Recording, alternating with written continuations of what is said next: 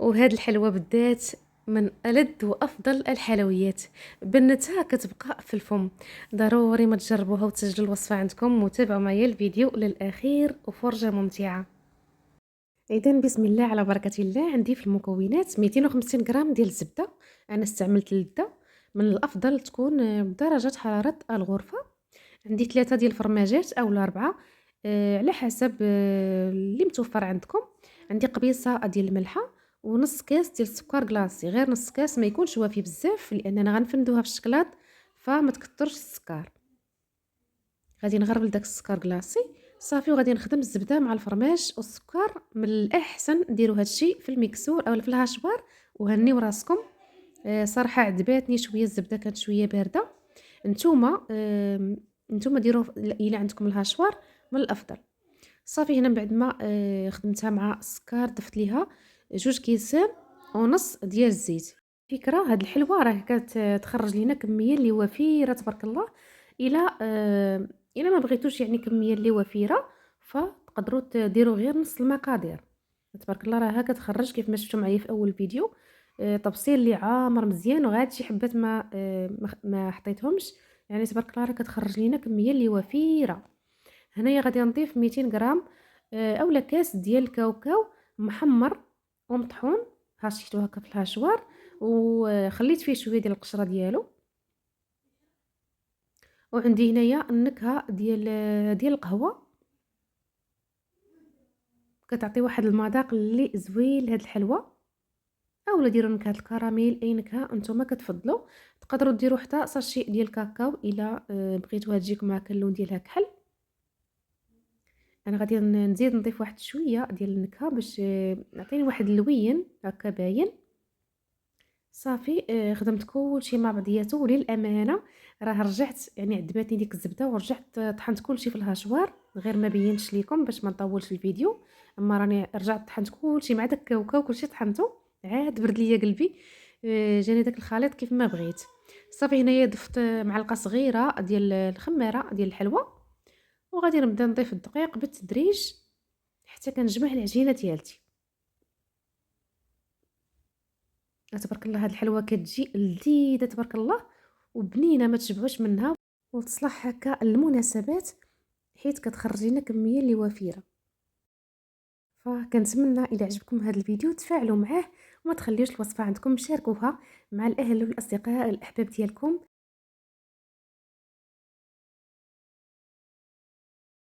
فبارطاجيو الفيديو على اوسع نطاق باش تعمل فائده على الجميع.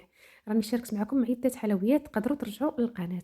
انا صافي من بعد ما جمعت العجينه كيكون هذا هو الشكل ديالها اولا القوام ديالها، راه تجي مرمله. صافي هنايا سرحتها ما بين جوج ديال البلاستيكات، وضروري تخليو السمك ديالها غليظ شويه، وحاولوا عليها راه كتجي رطبه. يعني ملي تكونوا تسرحوا فيها سرحوها غير بشويه. انا راه مشات لي ديك اللقطه. المهم كنقطع انا بهاد القطعه دائريه، راه سبق ليا شاركت معكم يعني نفس الحلوه قطعتها معكم بواحد القطعه اللي مستطيله.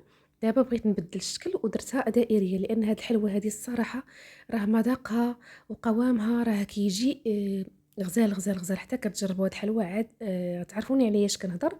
صراحه كتجي بنينه وكتخرج كميه اللي وفيره. فضروري تقطعوا السمك ديالها غليظ، لان غنخليوها هكاك، ما غاديش نزديوها، نخلي كل حبه بوحديتها. داكشي علاش خليوها شويه غليظه. صافي وغادي نبدا نزولها، وغادي نبدا ندير نحط في اللاطه ديالتي اولا في الطاوه. هذا هو السمك ديالها، ونكونوا مشعلين الفران في هذه المرحله هذه يكون سخون وكنقصوا ليه العافيه. ضروري ما تطيبوها على المهل، طيب على خاطرها. وهنا وريتكم واحد المقطع من الفيديو السابق اللي كنت شاركت معكم هذا الشكل هذا على شكل مستطيل، وانتم كديروا الشكل اللي كتفضلوا.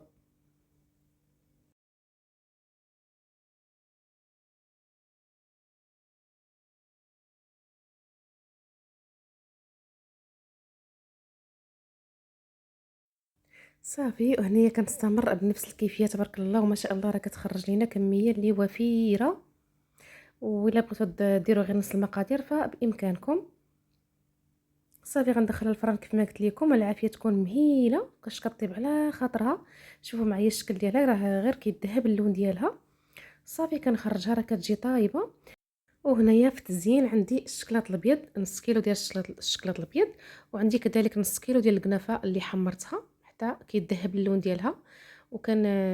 نزولها، يا اما كتحمروها في الفران يا اما كتحمروها غير في المقله، ما تضيفوا ليها لا زبده لا زيت لا والو، كتحمروها غير بوحديتها باش كتبقى مقرمشه المده اللي طويله. صافي كنحاول في هذه المرحله هذه، راه الحلوه راه هشيشه، غير تكيسوا عليها يعني ملي تكونوا كديروها في الشكلاط غير بشويه باش ما ترش ليكم في الشكلاط. صافي كندوزوها في الكنافه بهذا الشكل هذا، راها كتجي هشيشه من الداخل وكتجي مقرمشه من على برا. هاد الكنافه كتعطيها واحد المذاق اللي رائع، خصوصا درنا فيها الفرماج والكاوكاو، يعني مذاقات كيجيو مواتين مع بعضياتهم.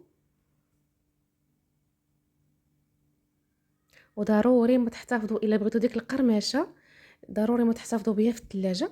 الا كان الحال سخون فخليوها في الثلاجه ضروري.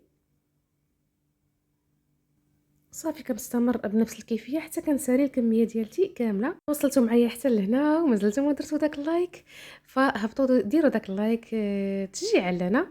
دائما كنجيب لكم وصفات اللي في المتناول، اللي كيجيو لذاذين وناجحين في نفس الوقت. فما تبخلوش عليا اخواني اخواتي من داك اللايك، وشاركوا الفيديو وما تخليوش عندكم. ديروا ليه بارطاج مع على مواقع التواصل الاجتماعي على الواتساب باش تعاون الفائده على الجميع.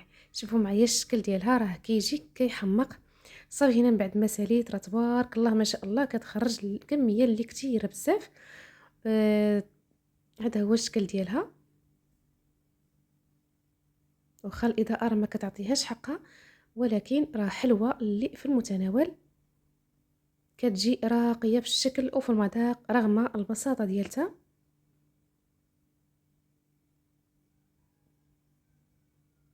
مازال غادي نقسم معكم وحده باش تشوفوا القوام ديالها كيفاش كيجي من الداخل. انا رجعت ستفتها في تفصيل كبير باش تبان لكم الكميه بوضوح شحال خرجت ليا. وغادي نقسم معكم وحيده، راه كتجي هشيشه ومقرمشه في نفس الوقت. كان هذا هو الفيديو ديال اليوم، كنتمنى ينال الاعجاب ديالكم، كنتمنى ما تخليوش الوصفه عندكم، وكنشكركم بزاف بزاف بزاف على حسن المتابعه ديالكم. وبسلام عليكم الى فيديو قادم بحول الله، الى اللقاء.